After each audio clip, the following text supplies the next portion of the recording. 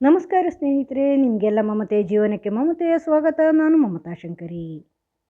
ಇವತ್ತೊಂದು ಸಾಗು ಮಾಡೋದನ್ನು ತೋರಿಸ್ತಾ ಇದ್ದೀನಿ. ಸಾಗು ಅಂದರೆ ಚಪಾತಿ ಪೂರಿ ಜೊತೆ ಎಲ್ಲ ಸಿಗತ್ತಲ್ವ ಹೋಟೆಲ್ಗಳಲ್ಲಿ, ಸೆಟ್ ದೋಸೆ ಜೊತೆ ಎಲ್ಲ, ಆ ಥರದ ಸಾಗು ತುಂಬ ರುಚಿಯಾಗಿರುತ್ತೆ. ಎಲ್ಲ ರೀತಿಯ ತರಕಾರಿಗಳನ್ನು ಸೇರಿಸಿ ಮಾಡೋದು ಆರೋಗ್ಯಕ್ಕೂ ತುಂಬ ಒಳ್ಳೆಯದು. ತುಂಬ ತರಕಾರಿಗಳಿರುತ್ತೆ ಇದರಲ್ಲಿ. ತರಕಾರಿಗಳನ್ನು ತಗೊಂಡಿದ್ದೀನಿ. ಬೀನ್ಸು, ಕ್ಯಾರೆಟು, ಟೊಮೆಟೊ, ಈ 3 ತರಕಾರಿ ಅಷ್ಟೇ ಇದೆ ಇದರಲ್ಲಿ. ಈಗ ನೀವು ಮೂಲಂಗಿ ಇದ್ದರೆ ಮೂಲಂಗಿನೂ ಕಟ್ ಮಾಡಿ ಸೇರಿಸ್ಕೋಬೋದು ಇದ್ರ ಜೊತೆ. ಇಲ್ಲ, ಅದನ್ನು ಹಾಗೆ ಮೂಲಂಗಿ ಇಲ್ಲದೇ ಮಾಡ್ತಾಯಿದ್ದೀನಿ. ಅಂದರೆ ನಾನು ಮನೇಲಿ ಏನು ಮಾಡ್ತೀನೋ ಅದನ್ನು ಹಂಗೆ ತೋರಿಸ್ತಾ ಇದ್ದೀನಿ. ಇದು ಫುಡ್ ಬ್ಲಾಗು, ಕುಕಿಂಗ್ ಚಾನಲ್ ಅಲ್ಲ. ಕೆಲವು ಜನ ಕನ್ಫ್ಯೂಸ್ ಮಾಡ್ಕೋತಿದ್ದಾರೆ, ಅದರಿಂದ ಕುಕಿಂಗ್ ಚಾನಲ್ ಅಲ್ಲ, food blog. Beans, carrot, tomato ಮಾತ್ರ ಹಾಕ್ಕೊಂಡಿದ್ದೀನಿ. ಈಗ ಅದೇ ಮೂಲಂಗಿ ಅಥವಾ ಬೇರೆ ಯಾವುದಾದ್ರೂ ತರಕಾರಿಗಳಿದ್ರೂ ಮಿಕ್ಸ್ ಮಾಡ್ಕೋಬೋದು, ಬೇರೆಲ್ಲ ತರಕಾರಿಗಳು. ನಾನು ಇಷ್ಟು ಮಾತ್ರ ಸೇರಿಸ್ಕೊಂಡಿದ್ದೀನಿ. ಈಗ ಇದನ್ನು ಚೆನ್ನಾಗಿ ಬೇಯಿಸ್ಕೋಬೇಕು. ಈ ಸಾಗು ತುಂಬ ರುಚಿಕರವಾದಂಥ ಸಾಗು. ಅಂದರೆ ನೀವು ಹೋಟೆಲಲ್ಲೆಲ್ಲ ತಿಂತೀರಲ್ವ, ಸೆಟ್ ದೋಸೆ ಜೊತೆ, ಪೂರಿ ಜೊತೆ, ಚಪಾತಿ ಜೊತೆ ಕೊಡ್ತಾರಲ್ವ, ಅದೇ ಸಾಗು ಇದು. ಇದಲ್ಲದೆ ಇಲ್ಲಿ ಆಲೂಗಡ್ಡೆನ ಸಿಪ್ಪೆ ತೆಗೆದು ಕಟ್ ಮಾಡಿ ನೀರಲ್ಲಿ ಹಾಕಿ ಇಟ್ಟಿದ್ದೆ. ಇಲ್ಲಾಂದರೆ ಕಪ್ಪಾಗತ್ತೆ, ನೀರಲ್ಲಿ ಹಾಕಿಟ್ರೆ ಕಪ್ಪಾಗಲ್ಲ. ಅದನ್ನು ಇದಕ್ಕೆ ಸೇರಿಸ್ಕೊಳ್ತಾ ಇದ್ದೀನಿ ತರಕಾರಿ. ಇನ್ನು ಬೇರೆ ಯಾವ್ದಾದ್ರು ತರಕಾರಿ ಇದ್ರೂ ಸೇರಿಸ್ಕೋಬೋದು. ಆಮೇಲೆ ಬಟಾಣಿನೂ ಹಾಕ್ಕೋಬೋದು. ಹಸಿ ಬಟಾಣಿ ಇದ್ದರೆ ಹಸಿ ಬಟಾಣಿನೇ ಹಾಕ್ಕೋಬೋದು. ಒಣ ಬಟಾಣಿ ಅಂದರೆ ನೆನೆಸ್ಬಿಟ್ಟು ಹಾಕ್ಕೋಬೋದು. ನಾನು ನೆನೆಸಿ ಇಟ್ಟಿದ್ದೀನಿ. ಈಗ ಇದ್ರ ಜೊತೆ ಹಾಕ್ತಾಯಿಲ್ಲ, ಯಾಕಂದರೆ ಜಾಸ್ತಿ ಆಗ್ತಾಯಿದೆ ಕುಕ್ಕರಲ್ಲಿ. ತುಂಬ ಜಾಸ್ತಿ ಆದರೆ ಅದು ನೀರು ಮೇಲೆ ಬಂದಂಗೆ ಆಗುತ್ತೆ. ಅದಕ್ಕೋಸ್ಕರ ಸಪ್ರೇಟಾಗಿ ಬೇಯಿಸ್ಕೊಳ್ತಾ ಇದ್ದೀನಿ ಇನ್ನೊಂದು ಸಾರಿ. ಇದಕ್ಕೆ ಈಗ ಸ್ವಲ್ಪ ಇದು ಬೇಯುವಷ್ಟು ನೀರು ಹಾಕಿ ಬೇಯಿಸ್ಕೊಳ್ತಾ ಇದ್ದೀನಿ. ತುಂಬ ಜಾಸ್ತಿ ನೀರು ಹಾಕ್ಕೋಬೇಡಿ, ದಪ್ಪ ದಪ್ಪ ಇರುತ್ತಲ್ವ ಇದು ಸಾಗು, ಅದಕ್ಕೆ. ಇದಕ್ಕೆ ರುಚಿಗೆ ತಕ್ಕಷ್ಟು ಒಂದು 2 ಚಮಚ ಉಪ್ಪು ಹಾಕ್ಕೊಂಡಿದ್ದೀನಿ. 2ರಿಂದ 3 ಚಮಚ ನಿಮಗೆ ತರಕಾರಿಗೆ ಎಷ್ಟು ಬೇಕೋ ಅಷ್ಟು ಉಪ್ಪನ್ನು ಹಾಕ್ಕೊಳ್ಳಿ. ಹಾಕ್ಕೊಂಡು ಅದನ್ನು ಮುಚ್ಚಿ ಬೇಯಿಸೋಕ್ಕಿಟ್ಬಿಡಿ. ನಾನು ಯಾವಾಗಲೂ ಹೈ ಫ್ಲೇಮಲ್ಲಿ 1 ವಿಸಿಲ್ ಕೂಗಿಸ್ಬಿಟ್ಟು ಸಿಮ್ಮಲ್ಲಿ 5 ನಿಮಿಷ ಇಟ್ಬಿಟ್ಟು ತೆಗಿತೀನಿ. ನಾನು ಮೊದಲೇ ತೋರಿಸಿದ್ದೀನಿ ಅಲ್ವ ನಿಮಗೆ ವೀಡಿಯೋಗಳಲ್ಲಿ. ಆ ಥರ ಮಾಡಿದರೆ ಗ್ಯಾಸ್ ಉಳಿತಾಯ ಆಗುತ್ತೆ ಅಂತ.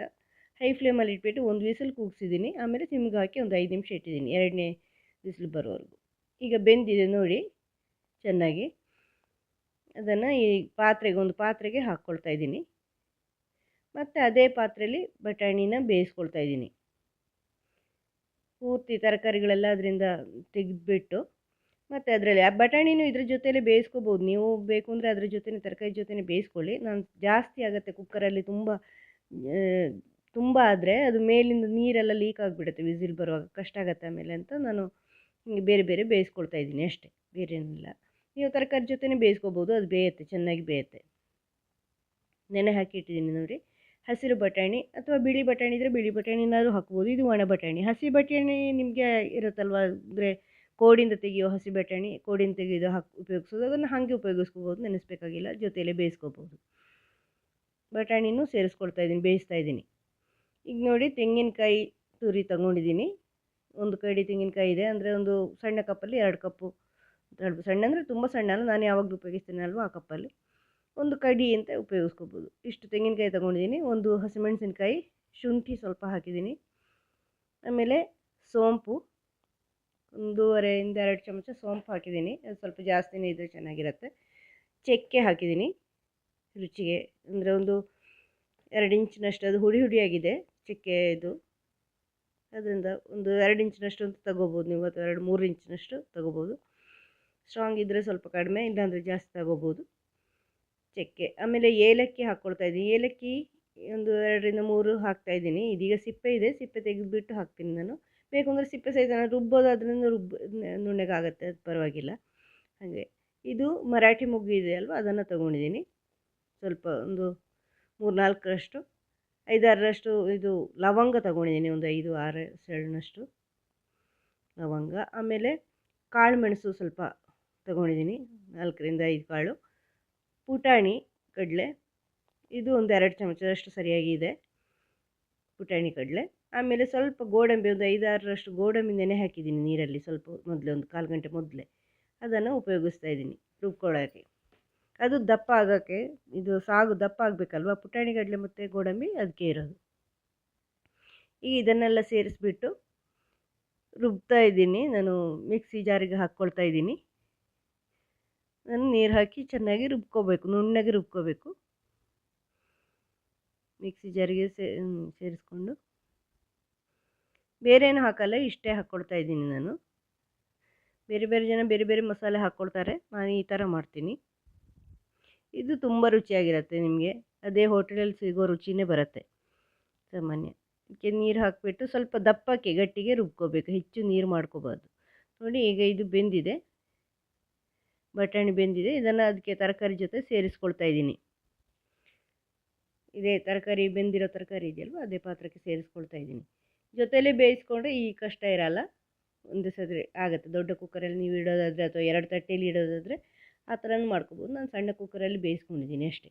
ಅಂದರೆ ಹೆಚ್ಚು ಹೊತ್ತು ಬೇಕಾಗಲ್ಲ. ನಾನಿಲ್ಲಿ ತೆಂಗಿನಕಾಯಿ ತುರಿ ಎಲ್ಲ ರೆಡಿ ಮಾಡಿ ತೆಂಗಿನಕಾಯಿ ರುಬ್ಬಿ ಎಲ್ಲ ಆಗುವಾಗ ಇದಾಗಿದೆ. ಅದರಿಂದ ಕಷ್ಟ ಏನಲ್ಲ. ಅದು ಅದನ್ನು ಬೇಕಿಟ್ಬಿಟ್ಟು ಬೇರೆ ಕೆಲಸ ಮಾಡೋಕ್ಕಾಗತ್ತೆ ನಮಗೆ. ಅದರಿಂದ ನನ್ನ ಹತ್ರ ಬೇರೆ ಬೇರೆ ಮಾಡಿದೆ. ಅದು ಒಂದೇ ಜೊತೆಯಲ್ಲಿ ಮಾಡಿದರೆ ತುಂಬ ಆಗತ್ತೆ ಅಂತ. ಈಗ ರುಬ್ಬಿಟ್ಟಿರೋ ಮಸಾಲೆ ಇದೆಯಲ್ವ ತೆಂಗಿನಕಾಯಿ, ಅದನ್ನು ಇದಕ್ಕೆ ಹಾಕ್ಕೊಂಡು ಮಿಕ್ಸ್ ಮಾಡ್ತಾಯಿದ್ದೀನಿ. ನೋಡಿ ಹೆಚ್ಚು ನೀರಿಲ್ಲ, ತರಕಾರಿಲಿ ಹೆಚ್ಚು ನೀರಿರಲಿಲ್ಲ, ಇದನ್ನು ದಪ್ಪಕ್ಕೆ ಮಾಡಿದ್ದೀನಿ. ಇನ್ನು ಸ್ವಲ್ಪ ನೀರು ಸೇರಿಸ್ಕೋಬೋದು. ಇದು ಪಾತ್ರೆ ಚಿಕ್ಕದಾಗತ್ತೆ, ನಾನು ದೊಡ್ಡ ಪಾತ್ರೆ ಹಾಕ್ಕೊಳ್ತಾ ಇದ್ದೀನಿ. ಈಗ ದೊಡ್ಡ ಪಾತ್ರೆ ಹಾಕ್ಕೊಂಡೆ ಸ್ವಲ್ಪ ನೀರು ಮಿಕ್ಸಿನ ತೊಳೆಸ್ಬಿಟ್ಟು ಹಾಕಿದ್ದೀನಿ ನೀರು. ನೋಡಿ ಈ ಥರ ಇಷ್ಟು ನೀರಿದೆ. ಇದು ಕುದ್ದಾಗ ದಪ್ಪ ಬರುತ್ತೆ, ಯಾಕಂದರೆ ಅದರಲ್ಲಿ ಪುಟಾಣಿ ಕಡಲೆ ಗೋಡಂಬಿ ಎಲ್ಲ ಹಾಕಿದ್ದೀವಲ್ವ, ಕುದ್ದಾಗ ದಪ್ಪ ಬರುತ್ತೆ. ಉಪ್ಪು ನೋಡ್ಕೊಳ್ಳಿ, ಸಾಲಿಲ್ಲ ಅಂದರೆ ಸ್ವಲ್ಪ ಹಾಕ್ಕೋಬೋದು ನೀವು. ಇದನ್ನು ಚೆನ್ನಾಗಿ ಕುದಿಸ್ಕೋಬೇಕು, ಒಳ್ಳೆ ಗಳಗಳ ಕುದಿಬೇಕದು, ಆವಾಗಲೇ ರುಚಿಯಾಗೋದು. ಕುದಿಯೋದು ಕಡಿಮೆ ಆಗಬಾರ್ದು, ಒಂದು 2 ನಿಮಿಷ ಕುದಿಬೇಕದು. ಕುದಿ ಬಂದಮೇಲೆ ಒಂದು 2 ನಿಮಿಷ ಇಟ್ಬಿಡಿ, ಚೆನ್ನಾಗಿ ಕುದಿಬೇಕು ಈ ಥರ. ಅದು ನೋಡಿ ಕುದ್ದಿದೆ. ಈಗ ಈ ಥರ ಕುದಿದ್ರೆ ಇದನ್ನು ಆಯ್ತು. ಇದಕ್ಕೇನು ಒಗ್ಗರಣೆ ಎಲ್ಲ ಏನು ಹಾಕಲ್ಲ, ಇಷ್ಟೇ ಮಾಡೋದು. ಇದು ದೋಸೆ, ಚಪಾತಿ, ಪೂರಿ ಜೊತೆ ಚೆನ್ನಾಗಿರುತ್ತೆ, ಎಲ್ಲದ್ರ ಜೊತೆನೂ ಚೆನ್ನಾಗಿರುತ್ತೆ. ನೀವು ಮಾಡಿ ನೋಡಿ, ನಿಮಗೆ ವಿಡಿಯೋ ಹೆಂಗೆ ಅನ್ನಿಸ್ತು ಅಂತ ಕಮೆಂಟ್ ಮಾಡಿ. ವಿಡಿಯೋ ಇಷ್ಟ ಆದರೆ ಲೈಕ್ ಮಾಡಿ, ಶೇರ್ ಮಾಡಿ. ಚಾನಲ್ ಇದುವರೆಗೆ ಸಬ್ಸ್ಕ್ರೈಬ್ ಮಾಡಿಲ್ಲ ಅಂದರೆ ಸಬ್ಸ್ಕ್ರೈಬ್ ಮಾಡಿ, ಬೆಲ್ ಐಕಾನ್ ಪ್ರೆಸ್ ಮಾಡಿ, ಆಲ್ ಬಟನ್ ಪ್ರೆಸ್ ಮಾಡಿ. ನಿಮಗೆ ನೋಟಿಫಿಕೇಷನ್ ಬರುತ್ತೆ ನನ್ನ ಎಲ್ಲ ವೀಡಿಯೋಗಳದ್ದು, ಮುಂದಿನ ವೀಡಿಯೋಗಳದ್ದು ಅಪ್ಲೋಡ್ ಮಾಡಿದ ತಕ್ಷಣ ನೋಟಿಫಿಕೇಷನ್ ಸಿಗುತ್ತೆ. ಆಮೇಲೆ ಸಬ್ಸ್ಕ್ರೈಬ್ ಮಾಡಿದರೆ ಚಾನಲಲ್ಲಿ ಇರೋ ವೀಡಿಯೋಗಳೆಲ್ಲ ನಿಮಗೆ ಬರುತ್ತೆ. ಮುಂದಿನ ವೀಡಿಯೋದೊಂದಿಗೆ ಭೇಟಿಯಾಗೋಣ. Thank you.